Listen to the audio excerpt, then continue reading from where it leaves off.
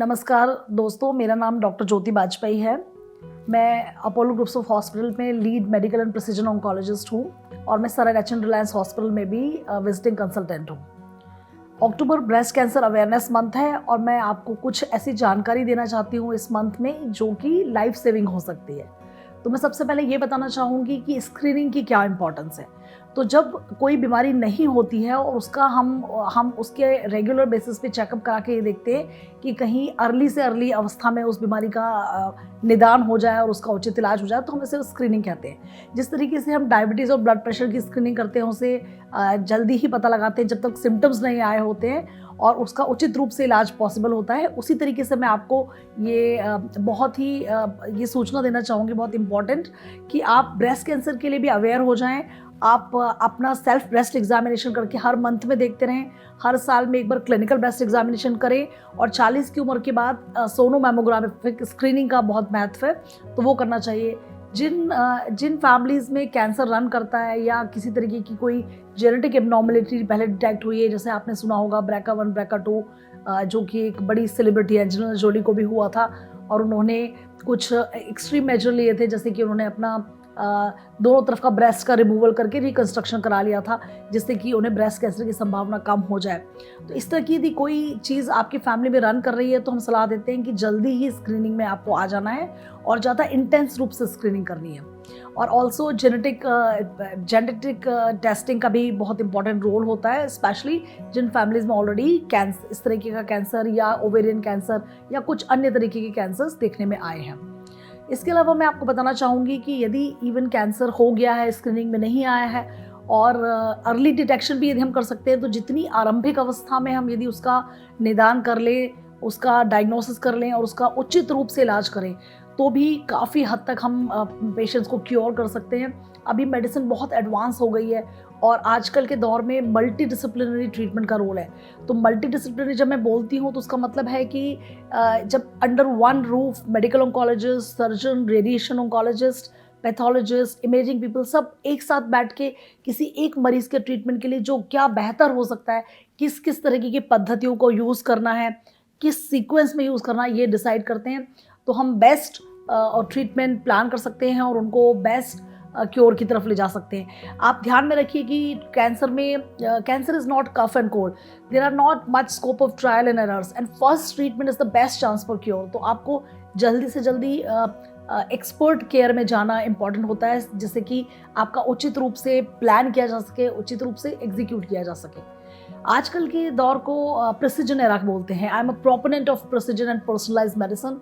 What it means is that कि हर patient का cancer unique है। यदि वो एक तरीके का ब्रेस्ट कैंसर भी है तो भी कई और फैक्टर भी इंपॉर्टेंट होते हैं, जिसकी वजह से हर कैंसर यूनिक हो जाता है और उसे यूनिकली ही ट्रीट करना होता है, जिसे हम इंडिविजुअलाइज केयर या पर्सनलाइज केयर बोलते हैं। तो इसमें हम पेशेंट के जीनोमिक एनालिसिस करते हैं, हम उनका जेनेटिक टेस्टिंग करते हैं, हम उनके ट्यूमर का प्रोफाइलिंग करते हैं और देखते हैं किस तरीके के टारगेट्स इसमें एक्सप्रेस हो रहे हैं और कैसे हम उन्हें बेहतर तरीके से टारगेट करके बेहतर चांसेस क्रिएट कर सकते हैं अपने पेशेंट्स के क्योर का।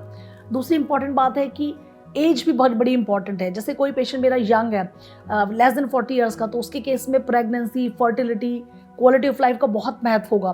तो हम और कॉस्मेसिस का, बॉडी इमेज का, ये सारी चीज़ों का हम ध्यान रखते हुए उसे ट्रीटमेंट प्रदान करते हैं।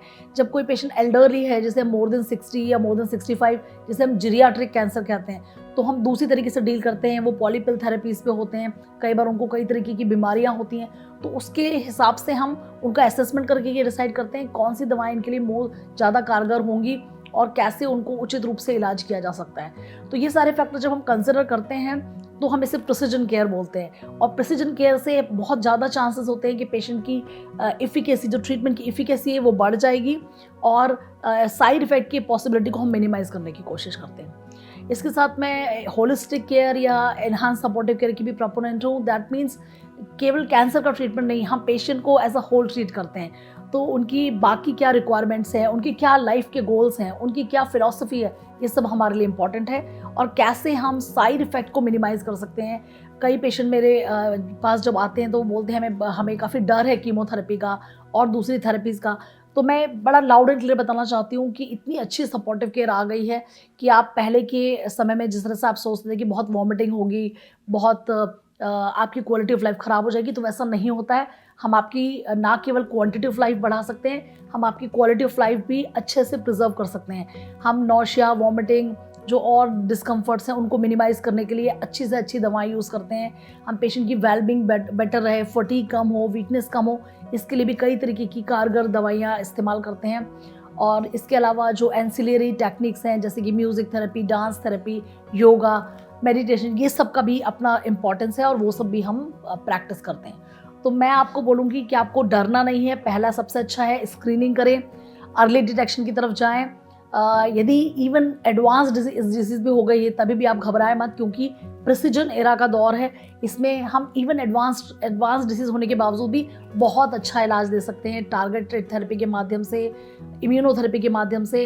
मैं इम्यूनो ऑन्कोलॉजी सोसाइटी की फाउंडर जनरल सेक्रेटरी हूँ इंडिया के लिए, और मैं कोशिश कर रही हूँ कि ये नई से नई दवाएं कैसे हमारे पेशेंट्स को बेहतर तरीके से एक्सेस करने में हेल्प की जा सके। तो मैं आपको ब्रेस्ट कैंसर अवेयरनेस मंथ में अगेन मैं आपको एक छोटा मैसेज दूंगी कि जागरूक हो जाएं, आप अवेयर रहें अपने ब्रेस्ट के लिए, आप ब्रेस्ट की हेल्थ के लिए, और जल्दी से जल्दी कोई भी यदि एबनॉर्मलिटी है तो उसे डिटेक्ट करें, आप अपने लिए, अपने फ्रेंड्स के लिए, अपने फैमिली के लिए, और इस तरीके से एक हेल्दी सोसाइटी की तरफ हम मूव कर सकते हैं। Thank you very much.